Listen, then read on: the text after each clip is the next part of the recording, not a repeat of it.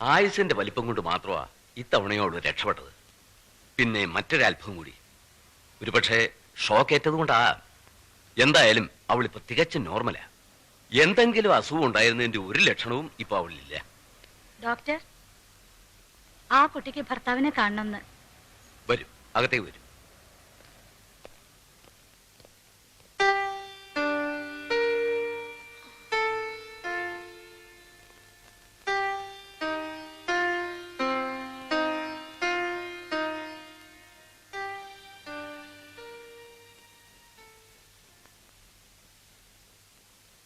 എവിടെ ഡോക്ടർ?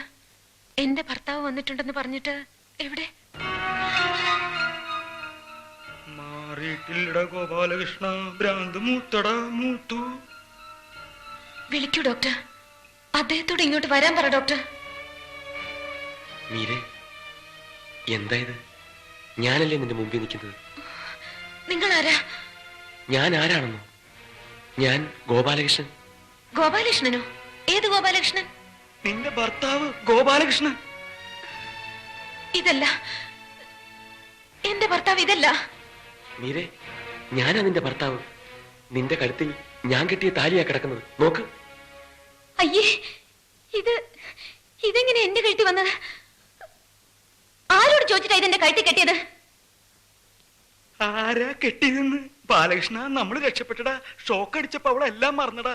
അവൾക്കൊന്നും ഓർമ്മയില്ല. മിണ്ടായിരിക്കേ മീരെ, സത്യം പറ, നിനക്കൊന്നും ഓർമ്മയില്ലേ? ഞങ്ങൾ ആരെയും നിനക്ക് ഓർമ്മയില്ലേ? ഇല്ല. നീ മീര, അത് ഓർമ്മയുണ്ടല്ലോ. ഞാൻ മാന്നാർ മത്തായി, ഇവൻ ബാലകൃഷ്ണൻ. ഇത് നിന്റെ ഭർത്താവ് ഗോപാലകൃഷ്ണൻ. എന്റെ ഭർത്താവ് ഗോപാലകൃഷ്ണൻ അല്ലെന്ന് ഞാൻ പറഞ്ഞില്ലേ ഡോക്ടർ? സത്യമായിട്ട് ഇയാൾ എന്റെ ഭർത്താവല്ല. എന്റെ ഭർത്താവിന്റെ പേര് ഗോപാലകൃഷ്ണൻ ഒന്നും അല്ല, മഹേന്ദ്രവർമ്മ എന്നാണ് അദ്ദേഹത്തിന്റെ പേര്. മഹേന്ദ്രവർമ്മ? ബാംഗ്ലൂരിൽ മീര ഗാർമെന്റ്സ് ആൻഡ് എക്സ്പോർട്ടേഴ്സ് ഉടമ മഹേന്ദ്രവർമ്മയാണ് എന്റെ ഭർത്താവ്.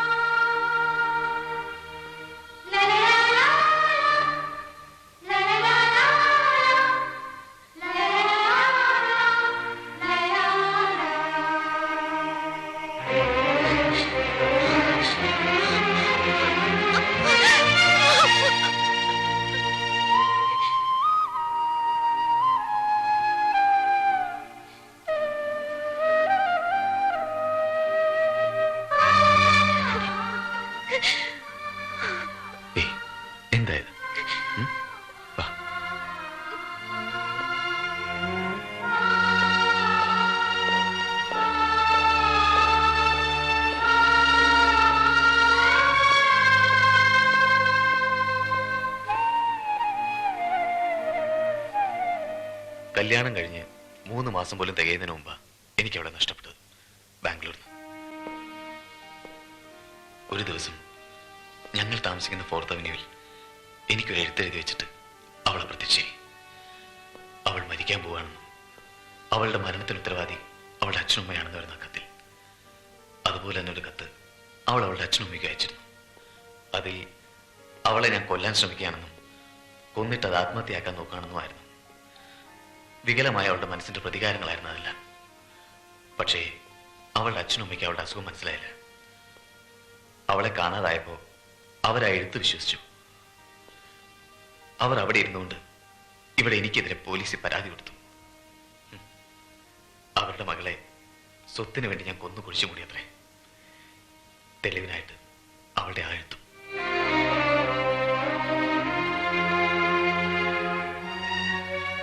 ഇപ്പൊ എനിക്ക് തിരിച്ചു കിട്ടിയിരിക്കുന്നത് എന്റെ ഭാര്യയല്ല, എന്റെ ജീവിതം തന്നെയാണ്. ഈ നന്ദിയും കടപ്പാടും എങ്ങനെ പറയണമെന്ന് എനിക്കറിയില്ല ഡോക്ടർ. നന്ദിയും കടപ്പാടും ഒക്കെ എന്നോടല്ല, ദേ ഈ നിൽക്കുന്ന ഇവരോടാ വേണ്ടത്. എനിക്ക് നിങ്ങളാരെ അത്ര പരിചയമില്ല. പക്ഷേ നിങ്ങളെപ്പോലെ നല്ല മനുഷ്യരുടെ കയ്യിൽ വന്നു ചേർന്നുകൊണ്ട് മാത്രമാണ് എനിക്ക് എൻ്റെ ഭാര്യയെ തിരിച്ചു കിട്ടിയത്. ഒരിക്കലും ഒരിക്കലും ഞാനൊന്നും മറക്കില്ല. ഇന്നും നാളെയും ഞങ്ങൾ ഇവിടെ തന്നെ ഉണ്ടാവും. അവളുടെ അച്ഛനും അമ്മയും ഇവളെ തിരിച്ചു കിട്ടി അറിഞ്ഞ നാളെ ഓസ്ട്രേലിയയിൽ നിന്ന് വരുന്നുണ്ട്.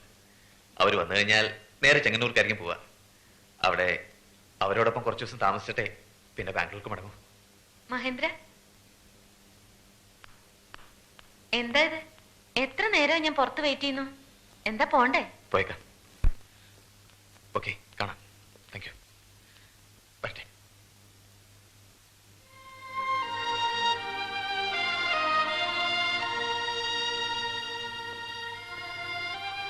ശരി, യാത്ര വന്നിട്ട് വരും.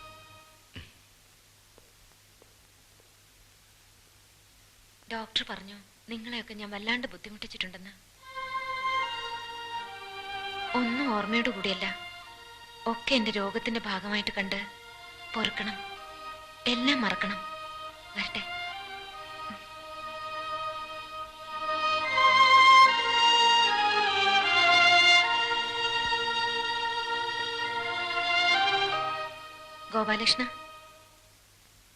ഗോപാലകൃഷ്ണ എന്റെ കഴുത്തി കെട്ടിയ ആ താലി ഞാൻ തിരിച്ചു തരുന്നില്ല.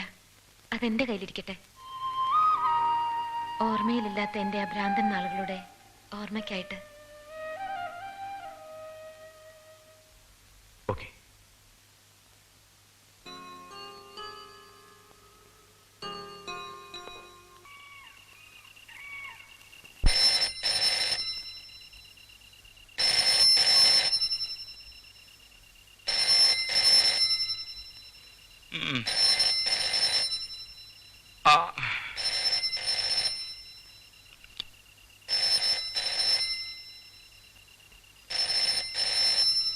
ഓ, എന്തൊരു സ്നേഹം! ഈ സ്നേഹം കണ്ടിട്ടാന്നാ തോന്നണേ ഹിന്ദിക്കാർ ദോസ്തി എന്നുള്ള പടം പിടിച്ചത്.